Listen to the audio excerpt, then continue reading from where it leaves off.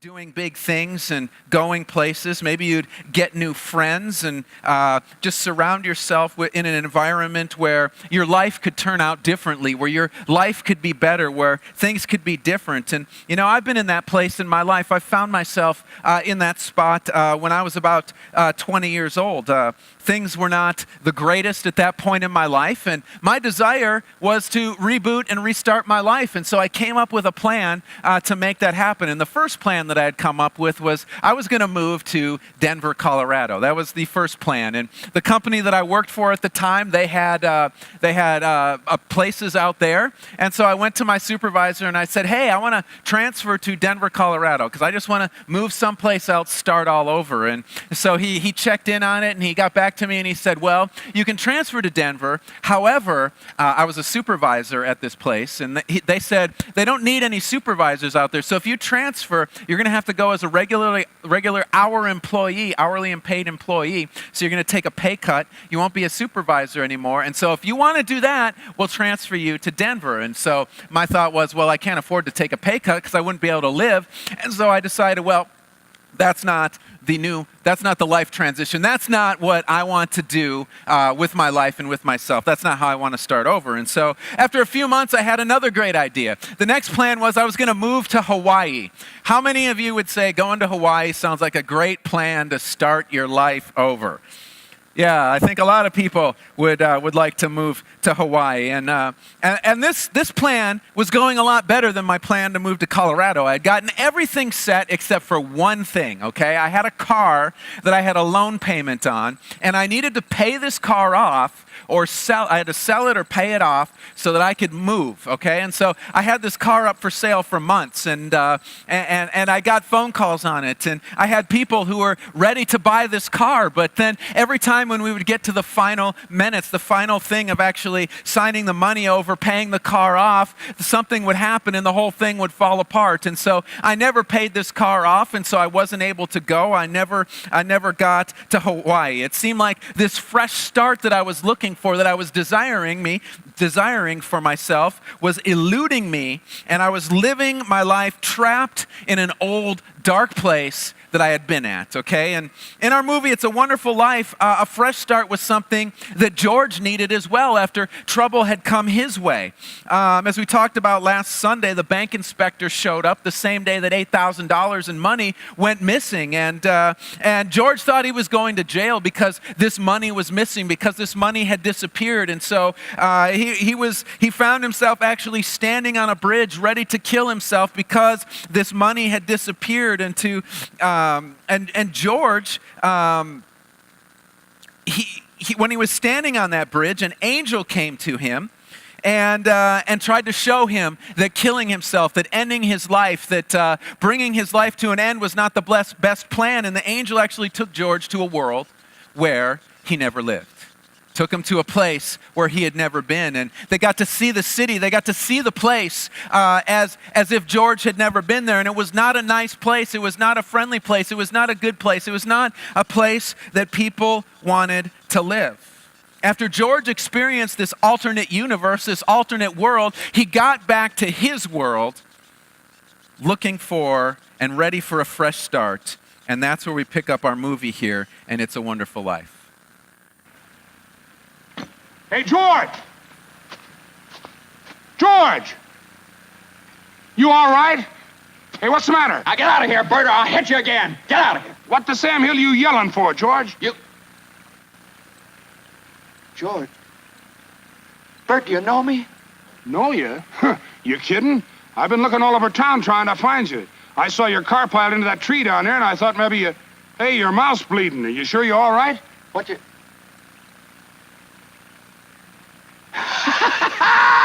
My mouth's bleeding, Bert! My mouth's bleeding! Zuzu's pedals! Zuzu... There they are!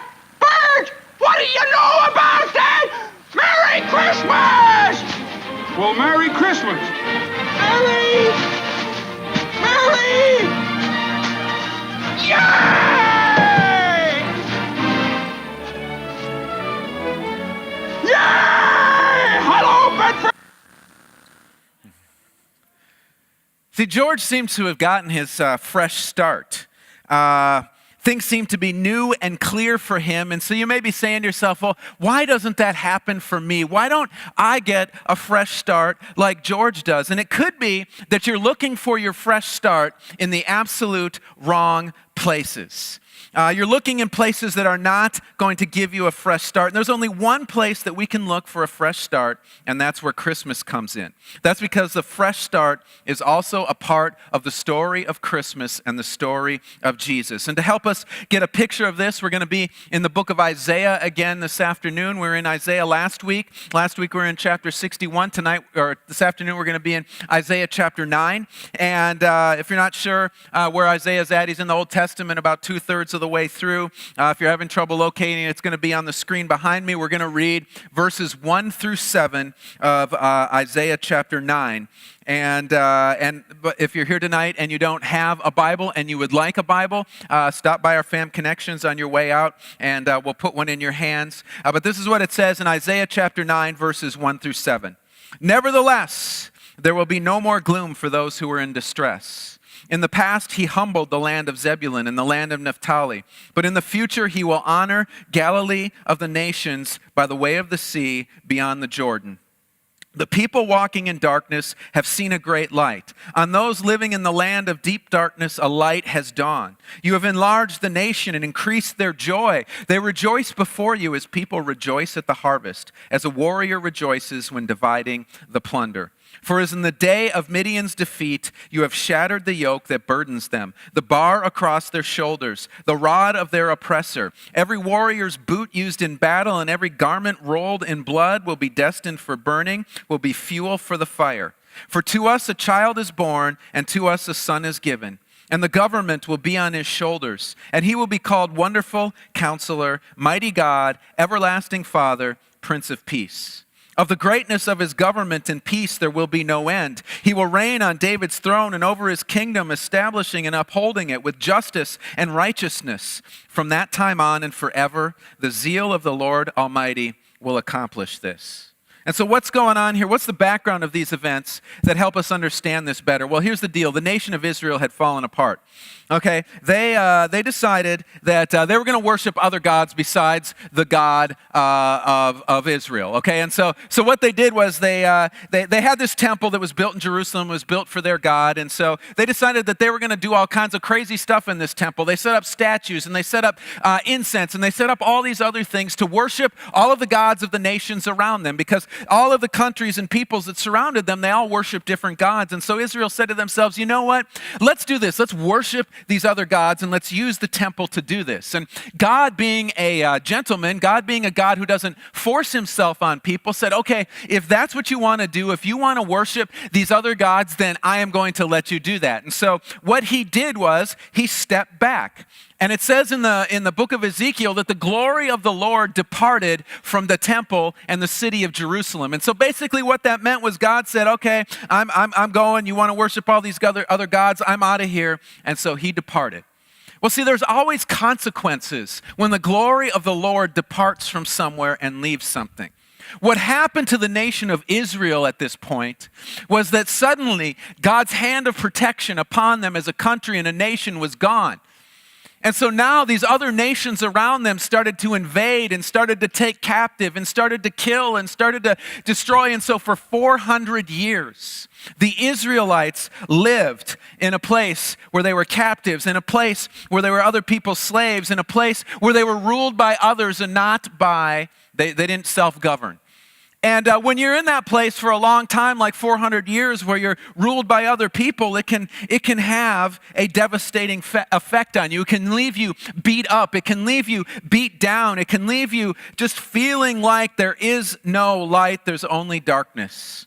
And see, the nation of Israel was in a dark place, and they needed a fresh start. They needed something new so that their darkness could be turned into light, and their distress could be turned into joy. And that storyline, that desire for the Israelites to have a fresh start was the reason that the child was born. And this fresh start is once again a huge part of the meaning of Christmas. You see, because not only is Christmas about being able to say it's a wonderful life when our plans go awry, and also being able to say it's a wonderful life even when troubles come our way. See, Christmas is also about saying, you know what? When I need a fresh start, God is there to give me a fresh start in life. Wherever I've been at, whatever I've done, even if God has been pushed out of the picture, I mean, that's where Israel was at. Israel completely needed a fresh start. They had completely pushed God out of the picture, but that's not how God wanted it. That's not the picture that God had painted. And so with Jesus, the baby born in Bethlehem, to Mary and Joseph, a new fresh start was offered. But see, this fresh start wasn't just offered to Israel. It wasn't just offered to those who live in the nation of Israel. This fresh start is offered to anyone and everyone.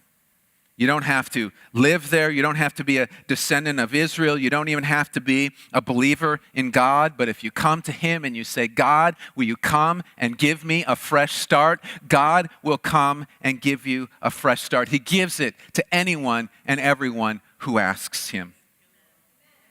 And see, at the beginning, I had mentioned my desire to get a fresh start, and I felt like the Israelites did. I was living in a land of darkness. I felt like I was living in a land of distress. There was little joy, there was little peace, there was little hope, there was little anything that said, you know, all of this craziness was going to come to an end in my life. And I was hoping Colorado, I was hoping Hawaii was going to make a difference, was going to make a change in my life. And here's the deal. What would have happened is I would have moved to those places. For a short time, things would have felt new, okay? Things would have felt different. I would have felt like I had gotten what I was looking for. Joy would have returned. Peace would have returned. Happiness would have returned. All of those things would have returned. But guess what? It would have been short-lived. Why would it have been short-lived? Because the problem that people have is not what's going on out here, okay? The problem that people have, it's what's going on in here, okay? I was carrying something around in me that no matter where I lived, no matter where I moved, no matter who I was with, that thing was going to be there. I needed to get a fresh start on the inside. And see, that's why Jesus was born. Jesus was born so that all of us could have the opportunity to get a fresh start on the inside, because when the inside changes, guess what? The game changes. I mentioned this in other messages, but when I finally figured out that that's what needed to happen, and I came to Jesus and I asked him to give me something new on the inside, it was a radical change. I mean, literally, the next day I walk into work and people are looking at me and they're saying to me, man, what happened to you? You seem like a new person.